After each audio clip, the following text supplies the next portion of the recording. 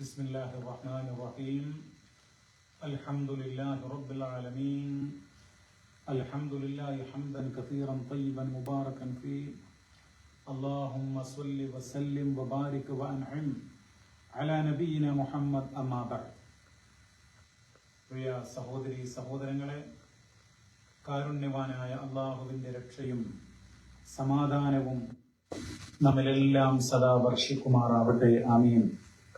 പരിശുദ്ധ റമദാനിന്റെ ഏതാണ്ട് പകുതിയിലേക്ക് എത്തിച്ചേർന്നിരിക്കുന്ന ഈ സന്ദർഭത്തിൽ മുസ്ലിങ്ങളായ നാം ഇന്ന് സമകാലിക ലോകത്ത് നടക്കുന്ന സംഭവ വികാസങ്ങൾ, ആ കാര്യത്തില് നമ്മുടെ നിലപാട് എന്തായിരിക്കണം എന്നുള്ളതാണ് ഈ സന്ദർഭത്തിൽ നമ്മൾ വ്യക്തമാക്കാൻ ആഗ്രഹിക്കുന്നത്. നമ്മള് അന്ധമായിട്ടുള്ള പക്ഷപാതിത്വത്തിന്റെയോ വികാര വിക്ഷോഭങ്ങളുടെയോ അടിമകളായിക്കൊണ്ട് എന്തെങ്കിലും വിളിച്ചു പറയുക, എന്തെങ്കിലും ചെയ്യുക എന്നുള്ളത് ഒരിക്കലും തന്നെ ഒരു വിശ്വാസിക്ക് ചേർന്നതല്ല. യുദ്ധത്തെ പ്രോത്സാഹിപ്പിക്കുന്ന ആളുകളുണ്ട്. പക്ഷേ യുദ്ധം എന്ന് പറയുന്നത് അത് വിനാശകരമാണ്, ഭയാനകമാണ്. ഒരുപാട് നിരപരാധികളുടെ, നൂറുകണക്കിന് നിരപരാധികളുടെ കുഞ്ഞുങ്ങളുടെ ജീവൻ നഷ്ടപ്പെടുന്ന കിരാതമായിട്ടുള്ള ഒരു സംഭവമാണ്. അതുകൊണ്ട് ഇസ്ലാം സമാധാനത്തിനാണ്, ഇസ്ലാം സ്നേഹത്തിനും സൗഹൃദത്തിനും ശാന്തിക്കും സമാധാനത്തിനുമാണ് എന്നും പ്രാധാന്യം നൽകിയിട്ടുള്ളത്. ലോകത്ത് സമാധാനം ഉണ്ടാവണം, അതാണ് ഇസ്ലാം മുന്നോട്ട് വെക്കുന്ന സന്ദേശം. നമുക്കറിയാം, മഹാനായ ഇബ്രാഹിം നബി അലൈഹി സ്വലാത്തു വസ്സലാം, ഖലീലുല്ലാ, അള്ളാഹുവിന്റെ ആത്മമിത്രം എന്ന് പ്രമാണങ്ങൾ രേഖപ്പെടുത്തിയിട്ടുള്ള, പരിശുദ്ധ ഖുർആൻ ഉണർത്തിയിട്ടുള്ള ആ പ്രവാചകൻ പ്രാർത്ഥിച്ചതെന്താ? വഇദ് ഖാല ഇബ്രാഹീമു റബ്ബി ജഅൽ ഹാദാ ബലദൻ ആമിന. ഇബ്രാഹിം നബി അലൈഹി സ്വലാത്തു വസ്സലാം പ്രാർത്ഥിച്ച സന്ദർഭം ഏറെ ശ്രദ്ധേയമാണ്. എന്റെ രക്ഷിതാവെ, ഈ നാടിന് നിർഭയത്വമുള്ള ഒരു നാടാക്കി മാറ്റേണമേ എന്നുള്ളതാണ്. അപ്പോ ഭയം കൂടാതെ ജനങ്ങൾക്ക് ജീവിക്കുവാൻ, ജനങ്ങൾക്ക് അധ്വാനിക്കുവാൻ, ജനങ്ങൾക്ക് ഭയം കൂടാതെ അന്തി ഉറങ്ങുവാൻ, ജനങ്ങൾക്ക് ഒരു പേടിയും ഭയവുമില്ലാതെ തങ്ങളുടെ കുഞ്ഞുങ്ങളോടൊപ്പം, തങ്ങളുടെ കുടുംബങ്ങളോടൊപ്പം അങ്ങനെ ജീവിച്ച് മുന്നോട്ട് പോകുവാനുള്ള ഒരു സാഹചര്യം വേണം.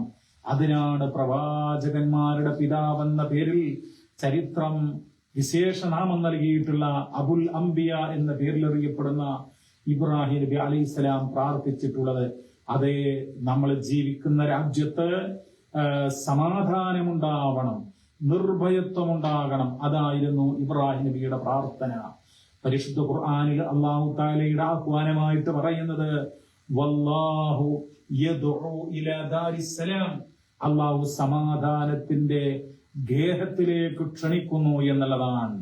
അപ്പോ ഇസ്ലാം മുന്നോട്ട് വെക്കുന്നത് അശാന്തിയോ അസമാധാനമോ അല്ല, മറിച്ച് നിർഭയത്വവും സമാധാനവുമാണ്. യുദ്ധമില്ലാത്തൊരു ലോകമാണ് ഇസ്ലാം ആഗ്രഹിക്കുന്നത് എന്ന് നമ്മൾ മനസ്സിലാക്കുക. ഒരു പ്രശ്നമുണ്ടായിക്കഴിഞ്ഞാൽ, നീതിയും അനീതിയും ഉണ്ടായിക്കഴിഞ്ഞാൽ നമ്മൾ എവിടെയാണ് നിൽക്കേണ്ടത്? നീതിയുടെ ഭാഗത്താണ്. എല്ലാവർക്കും അറിയാം ഇസ്ലാം എത്രമാത്രമാണ് നീതിക്ക് വില കൽപ്പിക്കുന്നത് എന്നുള്ളത്. യാ അയ്യുഹല്ലദീന ആമനൂ കൂനൂ ഖവ്വാമീന ലില്ലാഹ് ശുഹദാഅ ബിൽ ഖിസ്ത്, നീതിക്ക് സാക്ഷ്യം വഹിക്കുന്നവരായിക്കൊണ്ട് നിങ്ങൾ അല്ലാഹുവിന് വേണ്ടി നീതിപാലകന്മാരാകുവിൻ എന്നാണ് വിശ്വാസികളെ വിളിച്ചുകൊണ്ട് വിശുദ്ധ ഖുർആൻ പറയുന്നത്. അതുപോലെ തന്നെ പ്രിയമുള്ളവരെ, നിങ്ങൾ നോക്കൂ, അക്രമങ്ങളും അരാജകത്വങ്ങളും അനീതികളും ഉണ്ടാകുമ്പോൾ നമ്മള് നീതിയുടെ മർദ്ദിക്കപ്പെടുന്നവരുടെ, മർദ്ദിതരുടെ ഭാഗത്ത് നിലകൊള്ളണം എന്നുള്ളതാണ്. ഒരിക്കല് നമുക്കറിയാം, വളരെ പ്രസിദ്ധമായിട്ടുള്ള നബി സല്ലല്ലാഹു അലൈഹി വസല്ലമയുടെ ഒരു ഉപദേശം എന്ന് പറയുന്നത്, മഹാനായിട്ടുള്ള മുആദ് ബിൻ ജബൽ റളിയല്ലാഹു അൻഹു അങ്ങ് യമനിലേക്ക് പോകുകയാണ്. പ്രവാചകൻ സല്ലല്ലാഹു അലൈഹി വസല്ലമ അദ്ദേഹത്തിന് ഒരുപാട് ഉപദേശങ്ങളും വസിയ്യത്തുകളും കൊടുക്കുകയാണ്. ആ രംഗം ഇസ്ലാമിക ചരിത്രത്തിൽ നമുക്ക് കാണാനായിട്ട് കഴിയും. മുആദ് ബിൻ ജബൽ റളിയല്ലാഹു അൻഹു ഒട്ടകപ്പുറത്ത് അങ്ങ് മദീനയിൽ നിന്ന് യമനിലേക്ക് പോകുകയാണ്. സുദീർഘമായിട്ടുള്ള യാത്രയാണ്. ആ യാത്രക്ക് പുറപ്പെടുമ്പോൾ പല കാര്യങ്ങളും ഉപദേശിച്ചപ്പോൾ മഹാനായ മുആദ് ബിൻ ജബൽ റളിയല്ലാഹു അൻഹു നൽകുന്ന ഒരു ഉപദേശം എല്ലാ വിശ്വാസികളും പ്രത്യേകിച്ചും എല്ലാ മനുഷ്യരും പൊതുവേയും മനസ്സിലാക്കേണ്ടെന്ന കാര്യമാണ്. അതെന്താണ്? ഇത്തഖീ ദഅവത്തൽ മദ്ലൂം, ആക്രമിക്കപ്പെട്ടവന്റെ പ്രാർത്ഥനയെ നീ കരുതിക്കൊള്ളുക എന്നാണ്. കാരണം ആക്രമിക്കപ്പെട്ടവന്റെ പ്രാർത്ഥന എന്ന് പറയുന്നത് ഫഇന്നഹു ലൈസ ബൈനഹാ വബൈനല്ലാഹി ഹിജാബ്, അവന്റെ പ്രാർത്ഥനയുടെയും അല്ലാഹുവിന്റെയും ഇടയിൽ ഒരു മറയും ഉണ്ടായിരിക്കുന്നതല്ല എന്നാണ്. മർദ്ദിക്കപ്പെടുന്നവന്റെ പ്രാർത്ഥന അത് അല്ലാഹു തആല സ്വീകരിക്കുമെന്നാണ്, അതിനുത്തരം ലഭ്യമാകും എന്നുള്ളതാണ്. അപ്പൊ ആ പ്രാർത്ഥനയെ നീ സൂക്ഷിക്കണമെന്നാണ്. അപ്പോ മർദ്ദിതരുടെ ഭാഗത്ത്, അക്രമത്തിനിരയാകുന്നവരുടെ ഭാഗത്ത് അതാണ് നമ്മൾ നിലകൊള്ളേണ്ടത്. അവരുടെ പ്രാർത്ഥന ലോകം ഗൗരവത്തോടുകൂടെ കാണണം എന്നുള്ളതാണ്. അതുപോലെ തന്നെ പ്രിയമുള്ളവരെ, പലരും വികാര വിക്ഷോഭത്തിന്റെ ഒക്കെ ആളുകളായിക്കൊണ്ട് പലതും വിളിച്ചു പറയുക, പലതും കമന്റ് ചെയ്യുക, പലതും എഴുതുക, പറയുക, ആ രൂപത്തിൽ പ്രവർത്തിക്കുന്നവരുണ്ട്. വിശുദ്ധ ഖുർആൻ എന്താ പറയുന്നത്? വലാ തസ്തവിൽ ഹസനതു വലസ്സയ്യിഅ ഇദ്ഫഅ ബില്ലതി ഹി അഹ്സൻ ഫഇദല്ലദീ ബൈനക വബൈനഹു അദാവ കഅന്നഹു വലിയ്യുൻ ഹമീം. നന്മയും തിന്മയും തുല്യമാവുകയില്ല, തിന്മയെ ഏറ്റവും നല്ലത് കൊണ്ട് പ്രതിരോധിക്കുക എന്നാണ്. അങ്ങനെ തിന്മയെ ഏറ്റവും നല്ലത് കൊണ്ട്, ഏറ്റവും ഉത്കൃഷ്ടമായ രീതി കൊണ്ട്, സംഭവം കൊണ്ട് പ്രതികരിച്ചാൽ, പ്രതിരോധിച്ചാൽ, നിന്റെയും ഏതൊരുവന്റെയും ഇടയിലാണോ ശത്രുതയുള്ളത് അവൻ ഉറ്റമിത്രമായി മാറുന്ന കാഴ്ച ഉണ്ടാകുമെന്ന് വിശുദ്ധ ഖുർആൻ രേഖപ്പെടുത്തുകയാണ്. സഹോദരങ്ങളെ, ഇസ്ലാം മുന്നോട്ട് വെക്കുന്ന കാര്യം എന്ന് പറയുന്നത് സമാധാനത്തിന്റെ, സ്നേഹത്തിന്റെ, വിട്ടുവീഴ്ചയുടെ സന്ദേശങ്ങളാണ്. നമുക്കറിയാം, അള്ളാഹുവിന്റെ റസൂല് മക്കയിൽ എത്രയെത്ര ദുരിതങ്ങളും പ്രയാസങ്ങളും യാതനകളും അനുഭവിച്ചാണ് ആ 13 കൊല്ല കാലഘട്ടം ജീവിച്ചത്.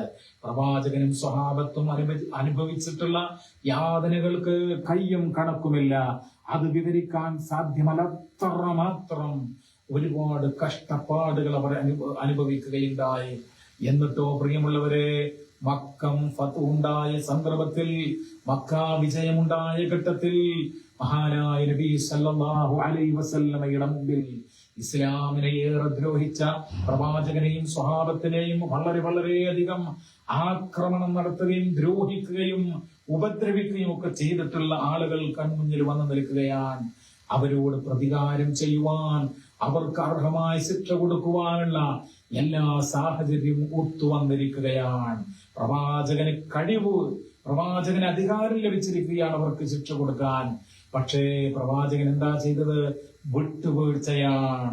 വിട്ടുവീഴ്ചയാണ് പ്രവാചകൻ ചെയ്തത്. അവരോട് പറഞ്ഞത് ഇദ്ഹബൂ അൻതുമുത് തുലഖാ, നിങ്ങൾ പോകുക, നിങ്ങൾ സ്വതന്ത്രരാണ് എന്നുള്ളതാണ്.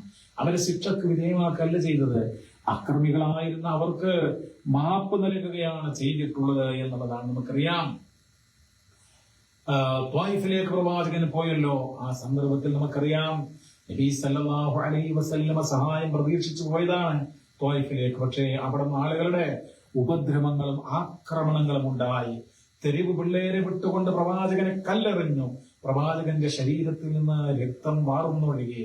അങ്ങനെയാണ് പർവ്വതത്തിന്റെ ചുമതലയേൽപ്പിക്കപ്പെട്ട മലക്ക്, ആ മലക്ക് വരികയും പ്രവാചകനോട് ചോദിച്ചു, പ്രവാചകരെ, ഞാൻ മലക്കിന്റെ ഈ പർവ്വതങ്ങളുടെ ചുമതലയുള്ള മലക്കാണ്, മലക്കുൽ ജിബാൽ, ജിബ്രീൽ അലൈഹിസ്സലാത്തു വസ്സലാം, പർവ്വതങ്ങളുടെ ചുമതലയുള്ള മലക്ക് ജിബ്രീൽ അലൈഹിസ്സലാം വന്നു.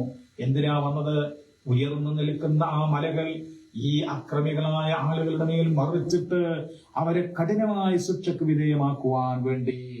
പക്ഷേ പ്രവാചകൻ സല്ലല്ലാഹു അലൈഹി വസല്ലമ എന്താണ് മലക്കിനോട് പറഞ്ഞത്? അവരെ ശിക്ഷിക്കണം എന്നുള്ളതല്ല. അവരെ സംബന്ധിച്ച് പറഞ്ഞത് അല്ലാഹുമ്മ ഗ്ഫിർ ലിഖൗമി ഫഇന്നഹും ലാ യഅലമൂൻ, അല്ലാഹുവേ, എന്റെ ജനതക്ക് നീ പുറത്തു കൊടുക്കണമേ, അവർ അറിവില്ലാത്തവരാകുന്നു എന്നാണ്. മറ്റൊരു റിപ്പോർട്ടിൽ കാണുന്നത് ബൽ അർജു അൻ യുഖ്രിജല്ലാഹു മിൻ സുലാബിഹിം മൻ യഅബ്ദുല്ലാഹ വഹ്ദഹു വലാ യുശ്രികു ബിഹി ഷൈആ. പക്ഷേ ഞാൻ ആഗ്രഹിക്കുന്നത് ആ ജനതയുടെ മുതുകുകളിൽ നിന്ന് ഏകനായ റബ്ബിനെ മാത്രം ആരാധിക്കുന്ന, അള്ളാഹുവിൽ പങ്കു ചേർക്കാത്ത, ശുദ്ധമായ തൗഹീദുള്ള ഒരു തലമുറയെ അള്ളാഹു അവരിൽ സൃഷ്ടിക്കണം, അവരുടെ മുതുകുകളിൽ നിന്ന് പുറപ്പെടുവിപ്പിക്കണം എന്നാണ് ഞാൻ ആഗ്രഹിക്കുന്നത്, പ്രതീക്ഷിക്കുന്നത് എന്നാണ് മഹാനായ നബി സല്ലല്ലാഹു അലൈഹി വസല്ലം പറഞ്ഞത്. അപ്പൊ സന്ദിഗ്ധ ഘട്ടങ്ങളില്, അതായത് പ്രതികരിക്കാനുള്ള, ശിക്ഷ നൽകാനുള്ള അവസരങ്ങൾ വന്നപ്പോൾ വിട്ടുവീഴ്ച ചെയ്തിട്ടുള്ള സംഭവങ്ങളാണ് പ്രവാചകന്റെ ജീവചരിത്രത്തിൽ ഉള്ളത്. അതുകൊണ്ട് വിട്ടുവീഴ്ചയും അതുപോലെ തന്നെ സൗഹാർദ്ദവും സമാധാനവും അതാണ് ലോകത്തിന് വേണ്ടത്. അപ്പോ നോ വാർ, യുദ്ധം വേണ്ട, മറിച്ച് വി വാണ്ട് പീസ്, നമുക്ക് സമാധാനമാണ് വേണ്ടത് എന്നതായിരിക്കണം നമ്മുടെ മുദ്രാവാക്യം. ലോകത്ത് സമാധാനത്തിന് വേണ്ടി നമ്മുടെ പ്രാർത്ഥനകളിൽ നമ്മൾ സർവശക്തനായ അള്ളാഹുവിനോട് പ്രാർത്ഥിക്കുക. സഹോദരങ്ങളെ, അള്ളാഹു സുബ്ഹാനഹു വ തആല ഈ ഒരു പ്രശ്നങ്ങൾ കൊണ്ട് ലോകത്തിന്റെ അഷ്ടദിക്കുകളിൽ കട്ടപ്പെടുന്ന ഒരുപാട് ആളുകളുണ്ട് വിവിധ രൂപത്തിൽ. അള്ളാഹു സുബ്ഹാനഹു വ തആല എത്രയും പെട്ടെന്ന് ഇങ്ങനെയുള്ള ഈ കാര്യങ്ങള് നിർത്തി ലോകത്ത് സമാധാനവും ശാന്തിയും ഉണ്ടാകുവാൻ അനുഗ്രഹിക്കുമാറാവട്ടെ. റബ്ബന ആതിനാ ഫിദ്ദുനിയ ഹസന وفي الآخرة حسنة وقنا عذاب النار. صلى الله وسلم على نبينا محمد والحمد لله رب العالمين. والسلام عليكم ورحمة الله وبركاته.